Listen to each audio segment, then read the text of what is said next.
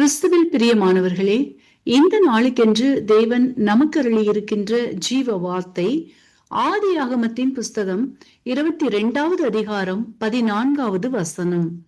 Abraham அந்த இடத்திற்கு யெகோவா ஈரே என்று பெயரிட்டார். அதனாலே கர்த்தருடைய பர்வதத்திலே பார்த்து கொள்ளப்படும் என்று சொல்லப்பட்டு வருகிறது. எனக்கு அருமையான சகோதர சகோதரிகளே, இன்றைய நாள் உங்களின் நீண்ட நாள் ஜெபங்களுக்கு ஆயத்தமாக்கப்பட்ட பதில்களை பெற்றுக்கொள்கிற நாளாய் கர்த்தர் வாக்கு பண்ணி உள்ளார். இன்றைக்கும் அநேகர் தங்களின் வாழ்க்கையில் காணப்படுகின்ற பல போராட்டமான சூழ்நிலைகளுக்கு எவ்வளவோ ஜெபித்தும் இன்னும் பதில் வரவில்லையே என்றும், என் ஜெபங்களை கர்த்தர் கேட்கிறாரா என்கிறதான பல கேள்விகளுடன் சோர்ந்து போனவர்களாய், கர்த்தரிடத்திலிருந்து எனக்கு நன்மையான உத்தரவு வராதா என்று காத்திருக்கிறவர்களே, உங்களின் விசுவாசமே உலகத்தை ஜெயிக்கிற ஜெயம்.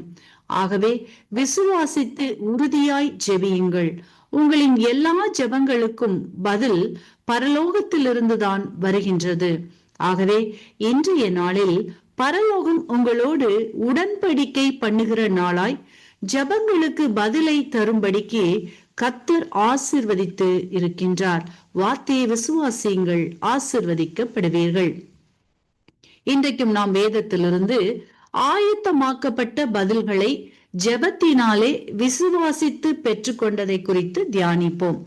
ஆதியாகமத்தின் புஸ்தகம் 22வது அதிகாரத்தில் ஆபிரகாம் தன் ஒரே மகனை கர்த்தரிடத்தில் ஆணையிட்டதின்படி, ஒப்புக்கொண்டதின்படி பலியிட அழைத்து கொண்டு போகையில், ஈசாக்கு அதை அறியாதவராய் தகன பலிக்கு ஆட்டுக்குட்டி எங்கே என்று கேட்க, ஆபிரகாமோ அதை கர்த்தர் பார்த்து கொள்வார் என்று கூறி அழைத்து செல்வதையும் பலியிட ஆயத்தமாவதையும், ஆபிரகாமின் விசுவாச செயலை கர்த்தர் அறிந்து ஆயத்தமாக்கப்பட்ட ஆட்டை காண்பித்து ஈசாக்கையும் ஆபிரகாமையும் ஆசீர்வதித்ததை வாசித்து அறிகின்றோம். எனக்கு அருமையானவர்களே, இன்றைக்கும் உங்களுடைய வாழ்க்கையிலும் அநேக போராட்டங்கள், இழப்புகள், சரீரத்தின் வியாதியினால் உண்டான பலவீனங்கள், பற்றாக்குறைகள், எதிர்பார்த்திருக்கிறவைகள் கிடைக்காததினால் உண்டான விரக்திகள் போன்ற சூழ்நிலைகளில் கடந்து போய்கொண்டு இருப்பீர்களானால், இன்றைக்கு உங்களின் ஜெபத்தின் நிலையை மாற்றுங்கள். விசுவாச ஜெபமாக மாற்றுங்கள்.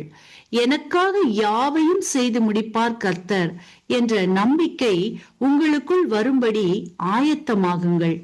ஆபிரகாமின் விசுவாசம் தன் மகனை தகன பலிபீடத்தில் பலி கொடுக்கும் வரையில் செயல்பட்டது என்பதை அறிகிறோம். அதோடு மட்டுமல்லாமல் தன்னையும் தன் மகனையும் குறித்து வாக்கு பண்ணினவர் அப்படியே செய்வார் என்ற நம்பிக்கையும் உறுதியும் ஆபிரகாமின் விசுவாச பாதையை உறுதியாக்கியது. ஆகவேதான் ஆபிரகாம் சொன்னார், யெகோவா ஈராகிய கர்த்தர் யாவற்றையும் பார்த்து கொள்வார் என்று. இன்றைக்கும் உங்களின் ஜெபங்களையும் கர்த்தரின் பலிபீடத்திற்கு கொண்டு செல்லும் பொழுது விசுவாசத்தில் உறுதியாயிருந்து கர்த்தர் யாவற்றையும் பார்த்து கொள்வார் என்று ஒப்புக்கொடுங்கள். உங்களின் ஜெபங்களும் கேட்கப்படும். ஆயத்தமாக்கப்பட்டு இருக்கின்ற பதிலை பெற்றுக்கொள்வீர்கள்.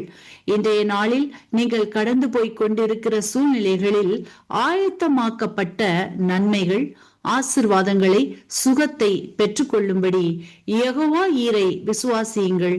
அற்புதங்களை காண்பீர்கள். இன்றைக்கும் இந்த வார்த்தைகளை கேட்டுக்கொண்டு இருக்கின்ற உங்களில் யாரேனும் இதுவரையில் இயேசுவை அறியாமலும் விசுவாசியாமலும் ஏற்றுக்கொள்ளாமலும் இருப்பீர்களானால், இன்றைக்கு உங்களை இயேசுவிடம் ஒப்புக்கொடுங்கள். உங்களின் வாழ்க்கையிலும் யெகோவா ஈராகிய கர்த்தர் இடைப்படுவார். உங்களுக்காய் ஆயத்தமாக்கப்பட்டிருக்கின்ற ஆசீர்வாதங்களை, நன்மைகளை பெற்றுக்கொள்ளும்படி ஆசீர்வதிப்பார். இயேசு சீக்கிரமாய் வரப்போகிறார். ஆமென்.